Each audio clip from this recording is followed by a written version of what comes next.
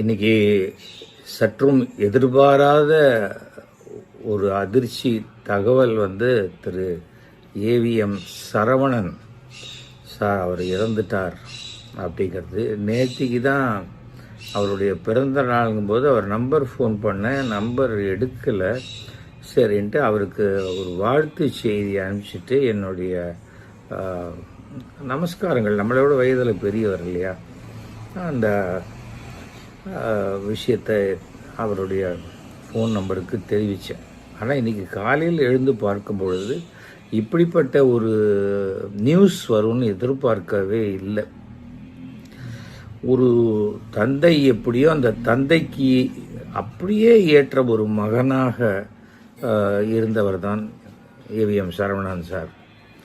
அவர் அந்த சிம்பிளிசிட்டி, அவர் எவ்வளோ உயரமாக, நிஜமாகவே நல்ல டால், அப்படி இருக்கக்கூடியவர் எப்போ பார்த்தாலும் அப்படியே கையை கட்டி சொல்லுங்கள் சார் அப்படிம்பார். அதே போல் அதிர்ந்தே பேசாதவர், அதை கொஞ்சம் கண்டிப்பாக சொல்லணும் கூட அதே டோனில் தான் சொல்லுவாரே தவிர அதை தாண்டி சத்தம் போட்டு பேசி நான் என் லைஃப்பில் பார்த்ததில்ல. அவரை 45 வருஷத்துக்கு மேலே எனக்கு அவரை நேரடியாக பழக்கம். என்னை விட எங்கள் அப்பாவுக்கு அவர் ரொம்ப நல்ல பழக்கம். வெங்கட்ராமன் சார் எப்படி இருக்கார் அப்படின்னு தான் கேட்பார். ஒரு தடவை என்னை முதல்ல எங்கள் அப்பாவுடைய டெலிவிஷன் சீரியல் மட்டும்தான் நடித்தா போருன்னு நினச்ச காலகட்டத்தில் என்னை கூப்பிட்டு நீங்கள் ஏவிஎம் சீரியல் பண்ணணும் அப்படின்னார்.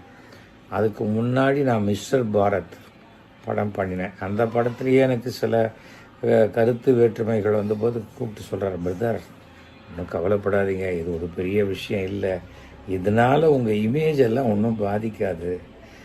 அது சில சமயம் சில ஸ்கிரிப்ட் மாறும்போது சில பிரச்சனைகள் அப்படி தான் வரும். அவர் ஒவ்வொரு விஷயத்தையும் டீல் பண்ணுற அழகு ரொம்ப எக்ஸ்ட்ராடினரி. நல்ல கடவுள் பக்தி, அந்த தன்னுடைய சமூகத்துக்கு என்னெல்லாம் செய்யணுமோ அதை செய்தது. ரொம்ப மிக சிறப்பான ஒரு விஷயம். ஏவிஎம் அப்படின்னா அது தமிழ்நாட்டில் சென்னையின் ஒரு அடையாளம்.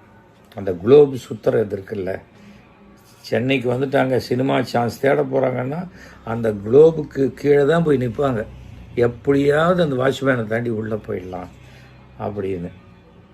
நான் பல படங்களுக்கு இன்டர்வியூ எடுக்கிறதுக்கு, ரேடியோ சிலோன் இன்டர்வியூ எடுக்கிறதுக்கெலாம் 1970 நான் அந்த கேம்பஸ்குள்ளே போயிருக்கேன்.